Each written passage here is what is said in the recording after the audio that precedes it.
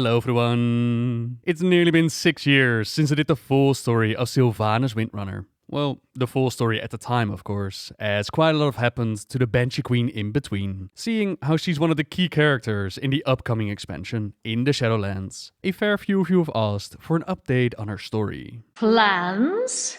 Little old me? What sort of plans could I possibly have? We left the full version at the Warlords of Draenor time periods, where Sylvanas, she didn't play a major part while dealing with the Iron Horde on alternate Draenor. Then, to some shock and surprise, it was not War Chief Vol'jin leading the charge onto the broken shore to try and stop the biggest Legion invasion as of yet. Rather, it was the Banshee Queen featured in that awesome cinematic. But from you, I have learned patience, tolerance, and faith. The Alliance and Horde have decided to work together on this one, with our initial strike force soon backed up by others, including Heroes of Azeroth. Time is of the essence though, but unknown to all is that this is a death trap. There is no way that we can win while the portal at the Tomb of Sargeras is still active. We'll take the ridge and cover your flank. Sylvanas, thank you. Good luck, Varian. And you. As the Alliance confronts Gul'dan and the demons directly down below. The Horde, they try to cover their flank, but like I said, the might of the Legion, it's simply too much. There are too many of them. Everyone, pull back to me! We make our stand here!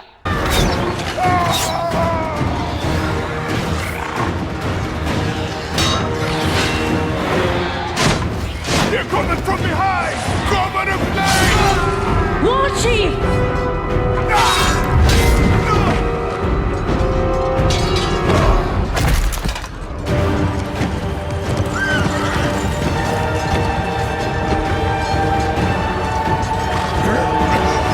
Do not let the Horde die this day.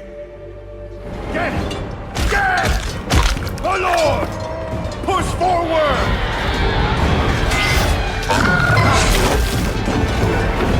And get Windrunner's archers to clear the skies!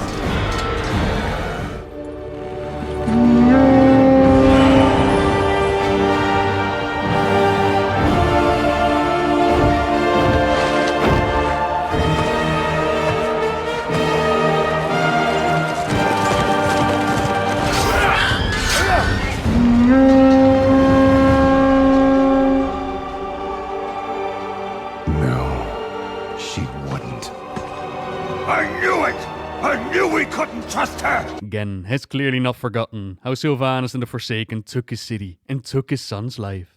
He knew that trusting her, working together with the Horde, that it was a big mistake. And here, his worst fears are realized. A few years later, Anduin would actually meet up with Sylvanas, ask her if she betrayed his father, if what went down here was a planned move, and Sylvanas stiffened.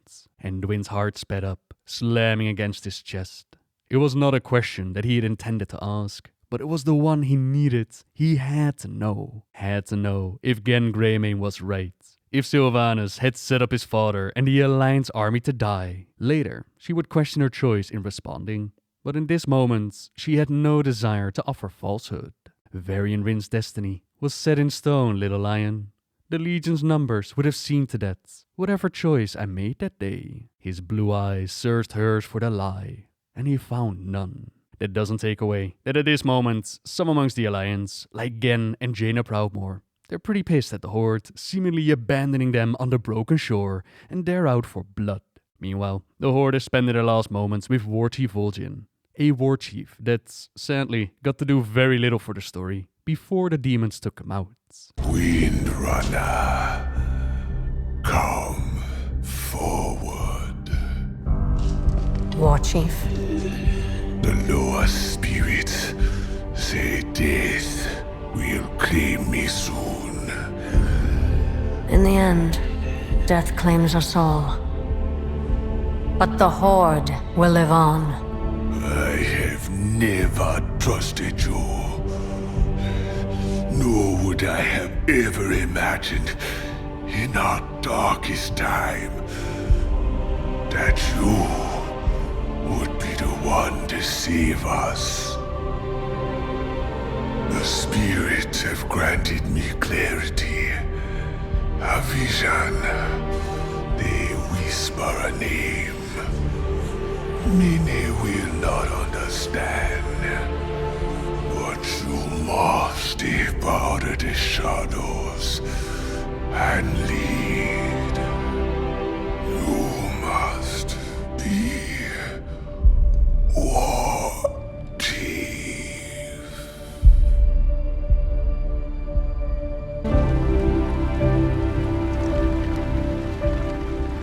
Vol'jin is dead.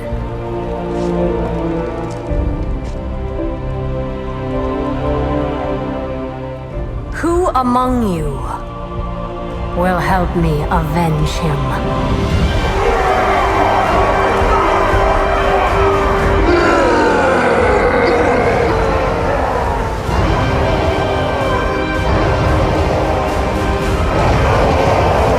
Avenge him we did, by forming mighty order halls, claiming artifacts of legends, and taking the battle to the Burning Legion. But not with a whole lot of aid from now War Chief Sylvanas. Our Banshee Queen, she has her own plans in mind, which we learn from intel found in Azuna. The ship, Queen's Reprisal, was planned to go for Stormheim, but it ended up in a massive storm. And, well, you know, we can see its ultimate fate. The log we find here mentions that the Banshee Queen is going to steal the very power of the V or herself. Intel that's covered up if you do it on the Horde side, or it's brought straight to Lord Greymane when done on the Alliance. And it would be in Stormheim, where the little remnants of the Alliance and Horde conflict played out. The power of the V, that most likely means the power to create more Val'kyr. Her bargain with those 9 Val'kyr, that is what's keeping her out of Hell. Some of them had to already honor their bargain, take Sylvanas' place in Hell when she died. Now the power to create more Val'kyr, it could potentially mean the power to have infinite bonus lives. Or at the very least, it would grant her the power to create more Forsaken. As their race, they're unable to reproduce. So are they destined to just wither away into nothing? No. The Forsaken will never stop fighting. Not while I reign.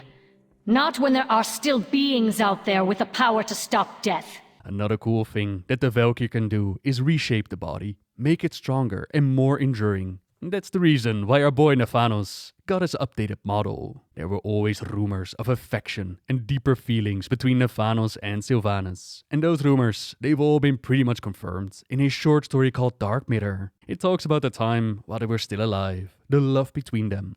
How Nephanos was one of the first that she sought out to free from the Lich King's control.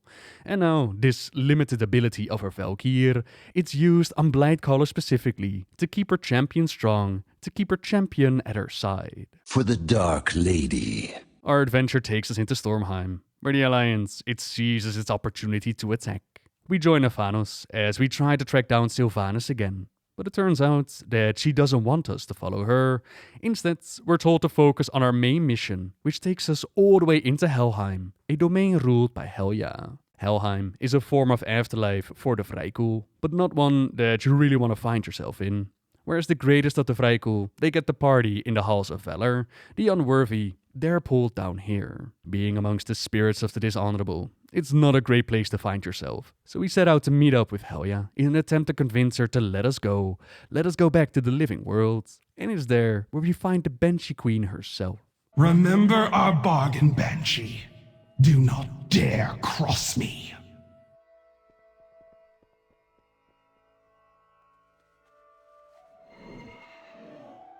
Ah, my loyal hero. You must not languish here.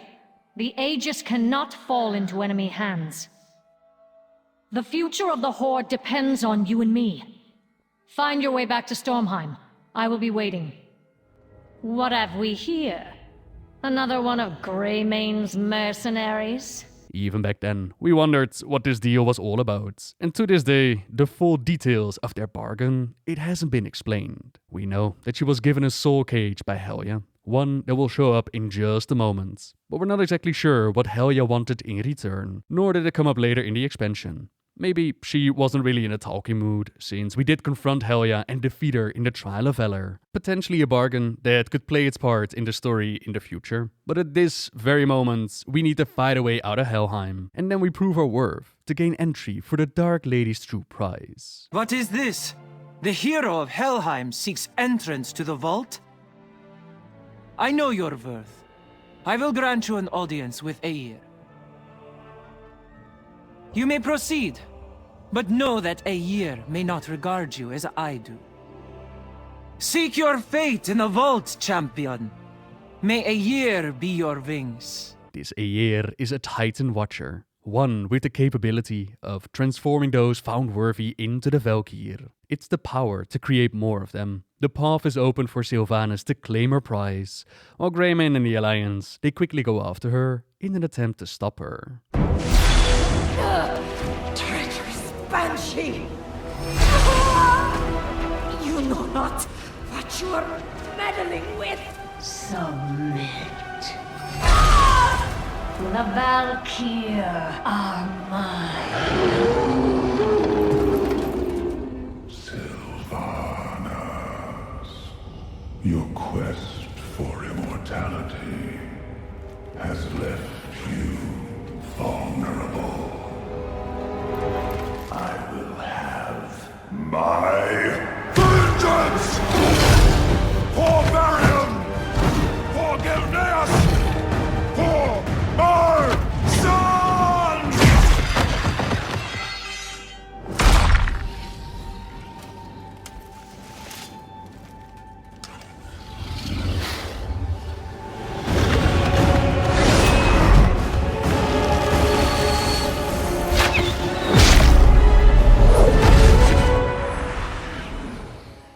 It seems I overestimated you. Old wolf.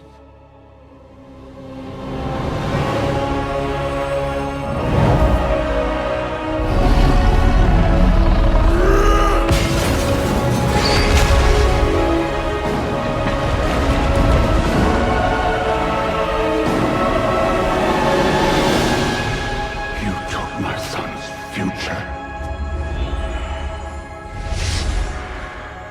And now I've taken yours.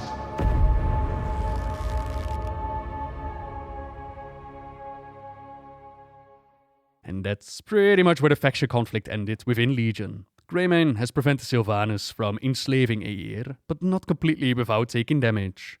He will need some time to heal from the poison, while Sylvanas regrets that they underestimated Greymane's tenacity. But Aegir cannot hide for long. She will hunt her through the very halls of Val'kyr she must, which suggests that the Banshee Queen wasn't quite ready to give up on collecting Aegir's power. Again, all of this never really played out. The major faction war in the expansion that was taking towers from one another. Instead, the world focused its attention on defeating that burning legion, a quest that took them all the way to the planet of Argus, rescuing the Titans themselves and imprisoning the Dark Lord of the Legion, Sargeras. But not before he took his massive sword and plunged it into the world. Azeroth is wounded, not just the planet, but also the Titan spirit slumbering inside. All across its surface, Azerite pops up, a brand new resource that's going to... This will change everything. I told you! But before we get the battle for Azeroth and the Fourth War, there were a couple of events that happened before all of that. For the longest of time, fans have wanted to see a Windrunner reunion. Illyria, Vrisa and Sylvanas meeting up again, and that wish was finally granted with the Three Sisters comic. Illyria, being the eldest, she had left them behind to join Terrellian and the Alliance of Lordaeron into Outlands.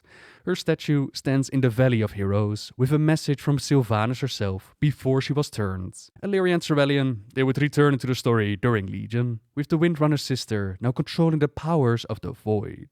Powers that constantly whispered to her, try to wrestle control and have her give in. Then for Vrisa, she fell in love with the human Ronin and had 2 children with him. This is the husband that she lost at Fedamore. Together with Sylvanas, plans were made to murder Garrosh for this. Plans that Vrisa eventually backed out of, which Sylvanas did not appreciate. Quite a lot has happened to the Windrunner sisters. And the Void that's whispering to Illyria, it tells her that this one is dangerous, that Sylvanas is a threat and must be ended. Beware this one. She seeks the death of all things, all possibilities. End her threat. Murder her, save yourself and murder her. Save the world and murder her. but the whispers are ignored. Then they play a little game. 2 truths and a lie. 2 statements that ring true, and one of them is a falsehood. With Sylvanas, her first statement is that there are times that she wishes she was still alive. Second, that she is proud to be War Chief of the Horde. The third and final one, that she would never betray her sisters. But unlike the others, the Dark Lady does not reveal which one of those is false or which one is the truth. She holds her cards close to her chest, and we do know that she doesn't care a whole lot about the Horde, so that could have been her lie. That would mean that she sometimes wishes that she was still alive, and that she would never betray her sisters. Except at the end of the comic, we discover that Sylvanas actually had an ambush waiting for her sisters, yet she didn't give the signal to attack. Possibly because Verissa actually acknowledged and apologized for screwing her over with that whole garage thing, or it's because ultimately they will serve her anyways. They will all serve death. Yet the point stands that she was willing to betray her sisters. That could be used to argue that all of her statements were nonsense, just to mess with her sisters' heads. Or, since she didn't betray her sisters, that the statement still rings true. That would mean that the other statement to be true is that she wishes she was still alive. Who knows, really? It's a weird mind game. Then, in Before the Storm, the book that plays out before the storm of war swept over Azeroth once again, we read about Anduin and Sylvanas setting up a meeting to reunite Forsaken with their still living loved ones. An initiative that came from now King Anduin Wrynn. A plan that Sylvanas wasn't initially down with, but Nathanos was able to convince her. You could use this to your advantage, Nathanos said. Rumor has it that many Forsaken wish their next death to be their last death. They do not wish to keep existing, and one reason commonly cited is that they want to be with those that they loved while they lived. Sylvanas turned her head to him slowly, considering his words. If you authorize this experience, this reconnection with people that they loved in life, and present it to them as something that you have generously granted them, perhaps they will be more amenable to accepting your solution, finding ways to keep the Forsaken as a race from going extinct. It is fraternizing with the enemy, Sylvanas said, letting them interact with life and the living. Perhaps, but even so, it is only for a single day. Give them this hope, this moment with people they thought they'd never see again. Then I hold power to their happiness, at least in this aspect, she finished. Or they might decide that they hate the living and be all the more devoted to their Dark Lady. Either way, Sylvanas would win. And so, under strict rules and supervision, the meeting took place within the Arathi Highlands. It went surprisingly well, all things considered. Forsaken and the living reconnecting, sharing tales, or just being in each other's presence. It went so well, in fact, that some of them never wanted this day to end. They did not wish to return to the Undercity at all, so when they recognized one of the priests as being Kalia Menethil, Kalia being the sister to Arthas Menethil, now living her life as a priest and just there to supervise the meeting, they reached out to her. They asked her to stand with them as they defected from the Dark Lady, and she did, shouting to them to head for the keep, to run away, and Sylvanas, she didn't need a whole lot more reason to unleash her archers. Being careful and smart enough to not slay any of the Alliance that day. She wasn't quite ready for that war yet, but the Forsaken, those that had dared to run away, and even those that had tried to come back to her, they were all slaughtered. Nathanos, normally following her every lead, he was shocked and asked her what she was doing. Some of them were running back here for safety. They were, she agreed. But how much of that was out of fear? How tempted were they until that point? She shook her head. No, Nathanos, I cannot take the risk.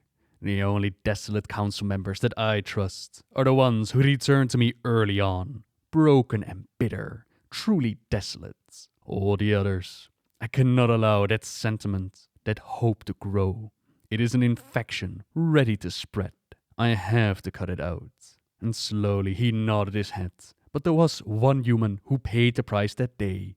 Kalia Menethil was personally shot down by the Banshee Queen, as she did not belong to the Alliance. Not exactly the end of her tale though, as she would later be resurrected in the light, with the aid of the Naru, Anduin and Alonce's Val. The Menethil is still alive, but the meeting in Arathi, it was a disaster. There would be no more loved ones reconnecting, and the seeds of peace between the factions that Anduin had tried to grow, well, The boy king realizes that he's been like a farmer, expecting to harvest crops from a poisoned field. It's simply not possible. People can change, but some people will never desire to do so. Sylvanas Windrunner is one of those. I believe, said Enduin Lane Rin, that Sylvanas Windrunner is well and truly lost. You know you've pushed things far if even Enduin gives up on you. But not even the little lion could have foreseen how far the Banshee Queen was going to take things. It is time to use that Azerite, kick the faction war into overdrive. Now the War Chief knew that she was going to need someone else on her side, someone that the honorable horde would follow into battle. So she had to convince Varrock Saurfang that this was the way to go. Not an easy task to start another war after just having dealt with the Legion. Already they had seen so much loss, and she was no Garrosh. Why did she want to throw the horde into the meat grinder once again? But her reasoning was sound. They might have established bonds right now, but how long would peace with the Alliance actually last? Would it be a year, 2, 5, maybe 10 or 50? If history has shown them anything, is that the Alliance and Horde are really good at starting fights with one another. There's a lot of history, a lot of bad blood. But what if they could actually destroy the Alliance and secure peace for generations to come? Not by 1,000 victories, but simply one. Destroy them from within. Then they could strike peace with the individual nations, carve them away from the Alliance piece by piece. The genius of Sylvanas' strategy, it won Saurfang over. Their plan was to invade Darkshore, occupy Teldrassil so that the Alliance couldn't retaliate, take out a leader of the Night Elves to inflict a wound that could never heal, create a tide of despair, a wound of battle that would bleed, fester, decay and rot the Alliance from the inside out. A brilliant plan, and everything did seem to be working out for the Hordes. Even the Night Elves, they were just evacuating the tree, preparing for occupation. Saurfang, he went looking for the War Chief, who was in the midst of battle with Malfurion Stormrage. One hit from the back, it was all it took to make her dreams come true. She had everything that she had desired from this invasion right in front of her. All she had to do was claim Malfurion's life, but for some reason, she decided not to. Instead, she passed on the job to Saurfang, who decided not to take the killing blow. His strike had been dishonorable, so he decided to let the druid go, returning empty-handed to his war chief. Now their wounds would heal. Even in this dark hour, they would say, Elune still watches over us. And that was almost certainly true, wasn't it? Elune had intervened. Perhaps she had even stayed Saurfang's killing blow. And she wouldn't be the only force beyond the Alliance to oppose Sylvanas' true objective. And her anger grew cold. She had known that this would happen. It had simply come sooner than expected. That was all. She had to think of a new way to inflict the wound that the death of their leader was supposed to cause. Life is pain. Hope fails. Now you understand.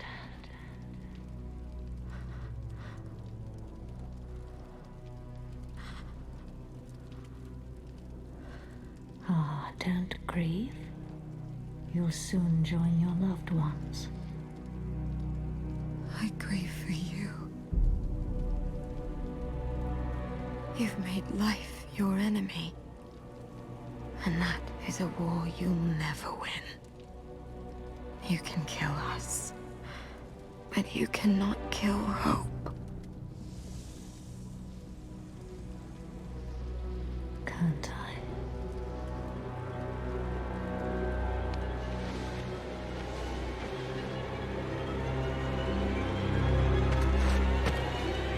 Burn it.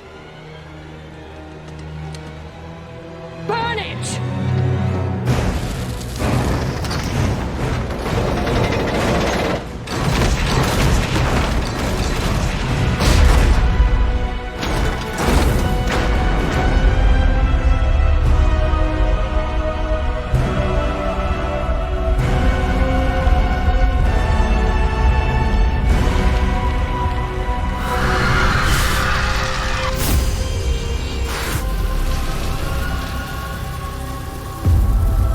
There is no honor in this.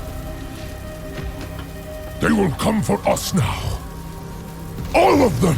Teldrassil burned, the genocide of the Night Elves, and without the Tree hostage, without its citizens taken hostage by the Horde, the Alliance, it was free to retaliate with the siege of Lordaeron. But that part of the story, and so much more, we're going to save for next week, as there's still a whole lot that happened during Battle for Azeroth, and we got some juicy things coming with Shadowlands. I really wanted to do this update in one single go, but it is what it is. So again, we'll save that for next week.